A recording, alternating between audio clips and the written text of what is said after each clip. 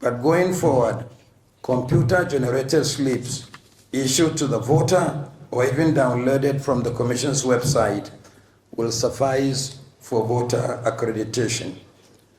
At the quarterly consultative meeting with resident electoral commissioners, the Independent National Electoral Commission has recommended the use of computer-generated voting slips by those who do not have the permanent voter cards. Speaking in Abuja, the INEC chairman, Prof. Mahmood, has said that PVCs should no longer be the sole requirement for voting, especially with the introduction of the bimodal voter accreditation system.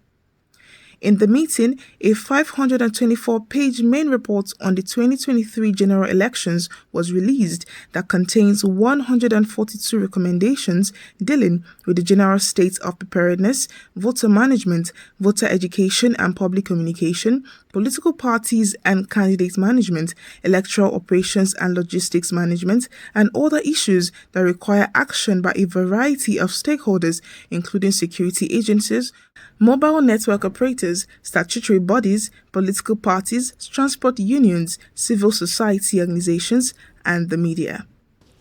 Having released our 524-page main report on the election, we have consulted widely, both internally with our own officials and externally with all major stakeholders.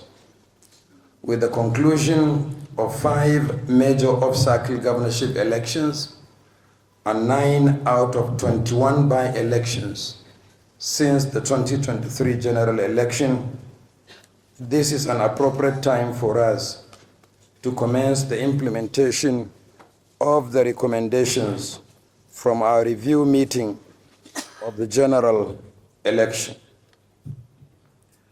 From the internal and external engagements, the Commission has identified 142 recommendations dealing with general state of preparedness, voter management, voter education and public communication, political parties and candidate management, electoral operations and logistics management, election officials and personnel, partnership and collaboration, monitoring and supervision, election technology, voting and result management, election security, electoral offenses, and the electoral legal framework. Out of the 142 recommendations, 86 of them require administrative action by the Commission. It is therefore pertinent that we engage first with our resident electoral commissioners because of their frontline role in the implementation of the recommendations. This is followed by 48 recommendations that require action by a variety of stakeholders, including security agencies, mobile network operators, statutory bodies, political parties, transport unions, civil society organizations, and the media. Among the major highlights of the Commission's recommendations is the imperative of legal clarity in result management with regard to manual transfer versus electronic transmission of results. The Commission also believes that the introduction of the bimodal voter accreditation system, the BVAS, it is now, and the use of the permanent voter's card are the sole means of identification of voters for accreditation on election day should be reviewed. Those who already have the PVCs can still use them to vote during elections. But going forward, computer-generated slips issued to the voter or even downloaded from the Commission's website will suffice for voter accreditation. This will not only save cost, it will also eliminate the issues around the collection of PVCs and the diabolical practice of buying up the cards from voters in order to disenfranchise them.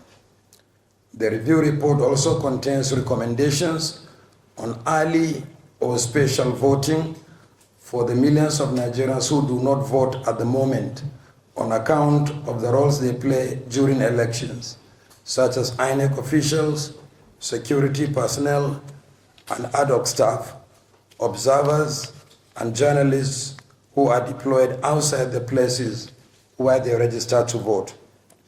There are also recommendations in support of diaspora voting, the unbundling of the Commission with the establishment of the Electoral Offences Tribunal and a separate agency to handle the registration and regulation of political parties. Similarly, the Commission will step up action on voter access and voter distribution to polling units.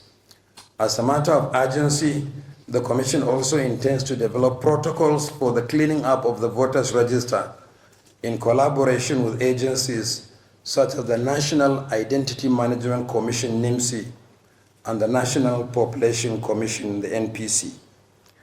Other areas of reform include advocacy for affirmative action for greater participation of underrepresented groups, a more robust voter education and public communication to combat fake news and misinformation.